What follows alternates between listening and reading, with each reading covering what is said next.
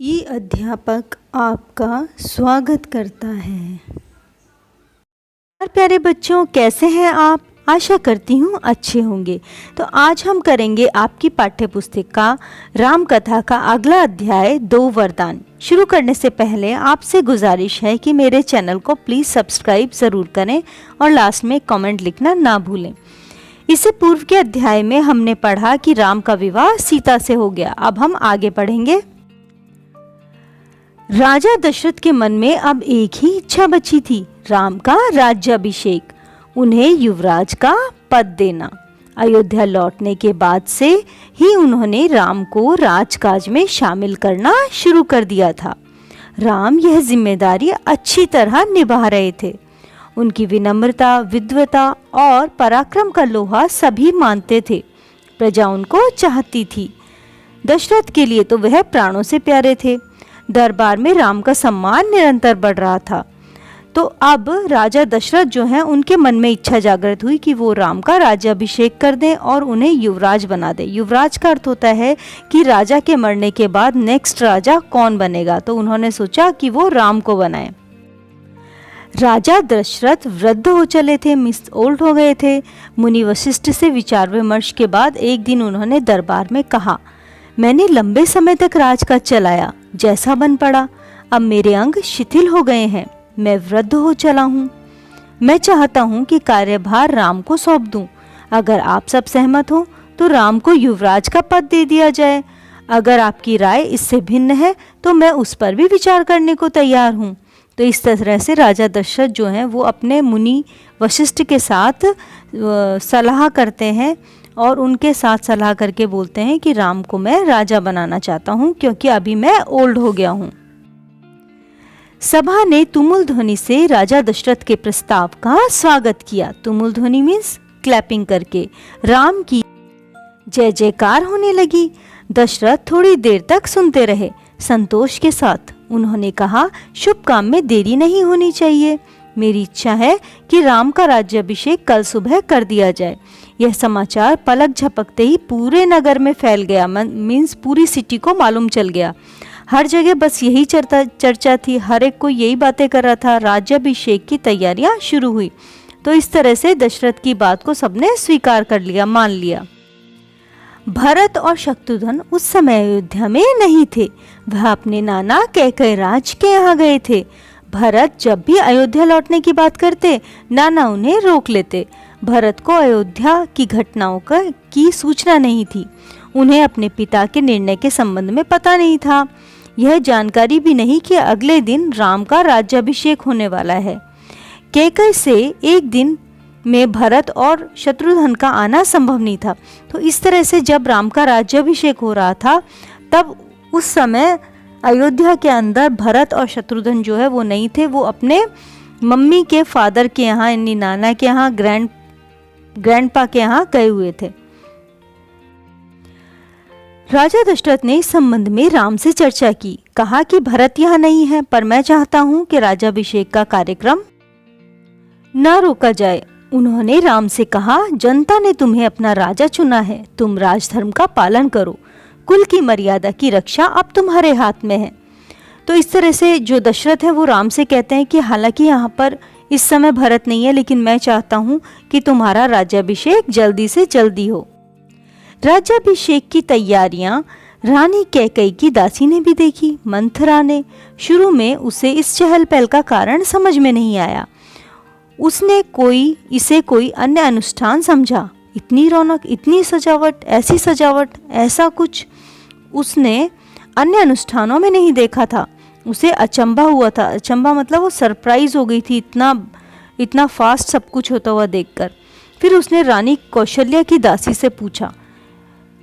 उसे पता चला कि कल राम का राज्याभिषेक होने वाला है, यह उत्सव उसी के लिए। तो इस तरह से उसकी दासी यानी उसकी सर्वेंट थी, ये कैकई की सर्वेंट थी और मंथरा, और उसे पता चला कि राम का राज्याभिषेक होने वाला है। तो उसने क्या किया, वो बहुत ज़्यादा जलस फील किया। उसने मंथरा जल भुन गई। राम का राज्याभिषेक उसे षड्यंत्र लगा कैकई के विरुद्ध।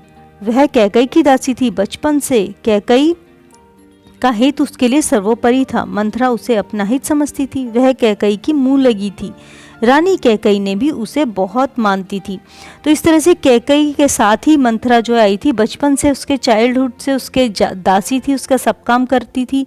और शादी के बाद मंथरा जो है वो रानी कैकई के साथ यहाँ पर भी आ गई थी अयोध्या में। लेकिन वो समझती है कि यहाँ पर भरत नहीं है, तो ये एक बैड प्लानिंग की जा रही है भरत के विरुद्ध राम का राज्याभिषेक करके। तो वो क्या करती है, वो बहुत जेलस फील करती है इससे। क्रोध से आग बबूला मंथरा रानीवास की ओर भागी। रानीवास क्या होता है, जहाँ पर रानियां रहती थी, यानी क्वींस रहती हैं। सीधे कैकई के कक्ष में गई। वह हाँफ रही थी, क्रोध से चेहरा लाल था। भागने के कारण सांस उखड़ रही थी। उसने रानी कैकई को सोते हुए देखा। तो उस टाइम रानी कैकई जो है वो स्लीपिंग कर रही थी और जो मंथरा है वो बहुत एंग्री थी। किसी तरह स्वयं को संभालते हुए मंथरा ने कहा, अरे मेरी मूर्ख रानी, उठ, तेरे ऊपर भयंकर विपदा आने वाली है। यह समय सोने का नहीं, होश में आओ। विपत्ति का पहाड़ टूटे इससे पहले जाग जाओ। रानी कैकई नींद से चौंक कर उठी। उन्हें मंथरा की बात समझ में नहीं आई। बात क्या है, तुम इतना घबराई क्यों हो? सब कुछ कुशल तो है? उन्होंने पूछा। तो इस तरह से मंथरा जो है वो बहुत ही गुस्से में रानी कैकई से बोलती है कि एक बहुत बड़ी विपदा यानी बहुत बड़ी विपत्ति आपके ऊपर आने वाली है। कैसा कुशल, कैसा मंगल, सब अमंगल होने वाला है। तुम्हारे सुखों का अंत। महाराजा दशरथ ने कल राम का राज्याभिषेक करने का निर्णय लिया है। अब राम युवराज होंगे। तो वो इस तरह से बताती है कि राम का जो है राज्याभिषेक होने वाला है और इससे आगे क्या होगा जो वो सोचती है वो बताएगी। यह तो बहुत शुभ समाचार है। कैकई ने प्रसन्नता से अपने गले का हार उतारकर मंथरा को दे दिया। तो पहले के ज़माने में जैसे राजा और रानी जब खुश होते थे बहुत, तो कोई ना कोई ऑर्नामेंट जो भी है वो दे दिया करते थे। मैं बहुत प्रसन्न हूँ, राम युवराज के पद के लिए योग्य है। तो इस तरह से कैकई तो राम के राज्याभिषेक पर बहुत ही खुश होती है, लेकिन मंथरा जो है उससे ये सब अच्छा नहीं लगता। रानी, तुम्हारी बुद्धि फिर गई है, मतलब तुम पागल हो गई हो। मति मारी गई है। मति का मीन्स भी होता है ब्रेन। सवाल राम की योग्यता का नहीं, राजा दशरथ के षड्यंत्र का है, तुम्हारे अधिकार छीनने का है। मंथरा ने हार दूर फेंकते हुए कहा, यह षड्यंत्र नहीं तो और क्या है। कल सुबह राज्याभिषेक है। भरत को जानबूझकर ननिहाल भेज दिया, समारोह के लिए बुलाया तक नहीं। तो इस तरह से जो मंथरा है वो रानी कैकई के कान भरने लगती है, उससे चुगली करने लगती है। कैकई का स्वर उग्र हो गया। उन्होंने मंथरा को डांटते हुए कहा, राम के प्रति मेरा अगाध स्नेह है, पर मुझे माँ के समान मानते हैं। तुझे इसमें षड्यंत्र दिखाई देता है। इसमें षड्यंत्र नहीं, राम के बाद भरत ही राजा बनेंगे। राजा सर्वदा ज्येष्ठ पुत्र को ही मिलता है। तो इस तरह से उसने क्या कहा कि सबसे पहले सबसे बड़े जो है राम है, तो राम को ही राजा बनाना उचित है। इस तरह से वो कैकई बोलती है। मंथरा पर इस फटकार का कोई प्रभाव नहीं पड़ा, मतलब उसने स्कोल्ड जो किया उसका उसके ऊपर कोई भी इफेक्ट नहीं हुआ। उसके लिए दशरथ का षड्यंत्र था। वह रानी कैकई के पलंग पर बैठ गई, उसके बहुत निकट कैकई के चेहरे की ओर देखते हुए कहा, तुम बहुत भोली हो, नादान हो। तुम्हें आसन्न संकट दिखाई नहीं देता। दुख की जगह प्रसन्नता होती है। इस बुद्धि पर किसी और को भी तरस आएगा। समझो रानी, राम राजा बने तो तुम कौशल्या की दासी बन जाओगी, मतलब कौशल्या राम की माँ है तो तुम उनकी सर्वेंट हो जाओगी। भरत राम के दास हो जाएंगे, वह राजा नहीं बनेंगे। राम के बाद अगला राजा राम का पुत्र होगा। अनर्थ को अर्थ समझने की मूर्खता मत करो रानी। तो इस तरह से वो जो कैकई को उल्टी पट्टी पढ़ाने लगती हैं। राम को राज मिला तो वे भरत को देश से निकाल देंगे, वे भरत को दंड देंगे। इस तिरस्कार से भरत की रक्षा करो रानी। कोई ऐसा उपाय करो कि राजगद्दी भरत को मिले और राम को जंगल भेज दिया जाए। तो इस तरह से कैकई के कान मंथरा भरती है ताकि जो भी कुछ हो रहा है उसका उल्टा हो। कैकई पर मंथरा की बातों का असर होने लगा, उसका सिर चकराने लगा। वह पलंग से उठी और पांवों पर सीधे नहीं पड़े, आंखों में आंसू थे, मन भारी हो गया। प्रसन्नता की जगह अव्यक्त क्रोध ने ले लिया। मंथरा के तर्कों ने उन्हें सच्चाई, उस मंथरा के तर्कों में उन्हें सच्चाई दिखने लगी। तुम ही बताओ मैं क्या करूं, मंथरा ने कैकई ने आंखों से आंसू पोंछते हुए मंथरा से कहा। तो इस तरह से उन्होंने उसी से मंथरा से ही पूछा कि अब तुम बताओ मैं क्या करूं। मंथरा पलंग से उठी, पलंग मीन्स बेड, कैकई के पास जाकर खड़ी हुई। उसने कहा, याद करो रानी, महाराजा दशरथ ने तुम्हें 2 वरदान दिए थे, मतलब 2 विशेष मांगने के लिए कहा था। दशरथ से अपना वचन पूरा करने को कहो। एक से भरत के लिए राजगद्दी मांगो, दूसरे से राम के लिए 14 वर्ष का वनवास मांगो। तो इस तरह से वो सोल्यूशन बताती है कि उसे क्या करना चाहिए। कैकई का चेहरा तमतमाया हुआ था। उन्हें मंथरा की बात ठीक लगी। उनके मन में एक प्रश्न अब भी था, यह बात दशरथ से कैसे कहें, उन्हें रनिवास बुलाएं या प्रतीक्षा करें। मंथरा ने कैकई के मन की बात भांप ली। उसने कहा, तुम मैले कपड़े पहनकर कोप भवन में चली जाओ। तो पहले रानियां जो हैं अगर गुस्सा होती थी तो उसके लिए एक अलग से प्लेस होता था, वो वहां पर चली जाती थी रनिवास को छोड़कर।